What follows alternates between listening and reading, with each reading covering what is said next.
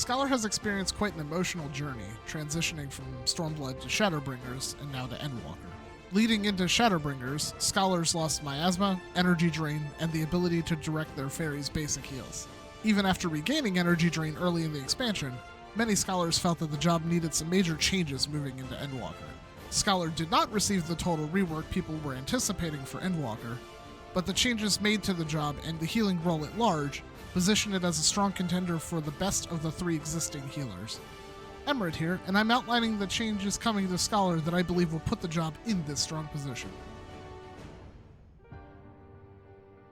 While the enhanced healing magic trait is given to every healer, Scholar stands to gain the most from it the increased potencies. Buffing the efficiency of Scholar's heals and shields makes each healing spell feel more meaningful. It also prevents panic healing, as Adloquium would previously often pop before the next spell cast.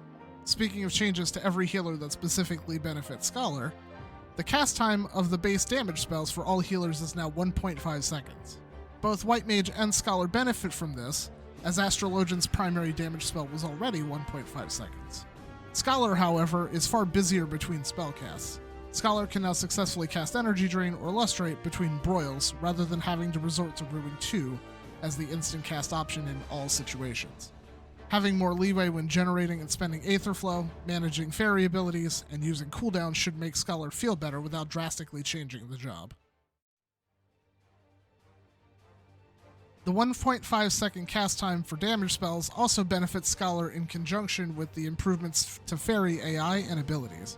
The development team stated in Live Letter 66 that improvements were made to make the fairy more responsive, but the notes given during the live letter and the footage from the job action trailer did not inspire confidence among the Scholar community. However, many creators in the media tour confirmed that the fairy does respond more quickly to commands during testing. Yoshida also apologized to the community in a few of the media tour interviews for not demonstrating Scholar in a more positive light.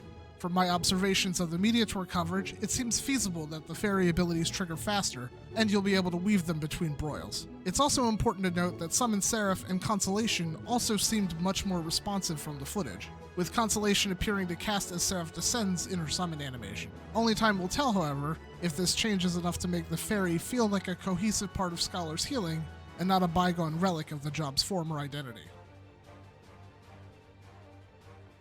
As a warrior main, I love Thrill of Battle. Extra HP and increased healing? Sign me up. When I saw that Scholar is getting a similar effect in the new Protraction ability at level 86, I nearly fell out of my chair. This is a change I wish the development team emphasized more during the live letter. Protraction increases the maximum HP of the target, heals them for that amount, and increases their HP recovery via healing by 10%. While not as powerful as the warrior version, it allows for much more interesting gameplay and job interactions.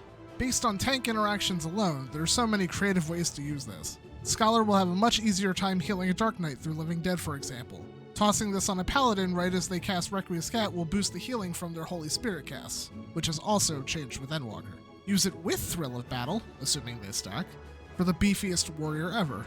The synergy and the possibilities are endless. And now for the ability you've been waiting for. Why are you running? In all seriousness, I think people are going to sleep on Expedient, but it will prove far more useful than people realize. Scholar now has access to flat damage reduction, with Expedient granting 10% damage reduction for 20 seconds. During that time, however, you also get 20 seconds of sprint. This ability is useful for group movement phases, such as stepping on plates during the last boss of Labyrinth of the Ancients, please do that, or mechanics that require movement and raid-wide damage to be handled simultaneously, such as moving out to corners for the Shadow Cleave in E10S and returning to the group stack. These changes make Scholar a stronger healer, and I'm excited to play with the new toys. That said, I believe the team still has room to improve on the job further and better connect its themes and mechanics. Reflecting on these job changes gives me ideas and inspirations as to where we can go from here, but that's a story for another day. Thanks for watching. If you liked the video, click the thumb, or consider a sub. If you like my thoughts on the job, check out my Twitch stream and the community Discord linked below.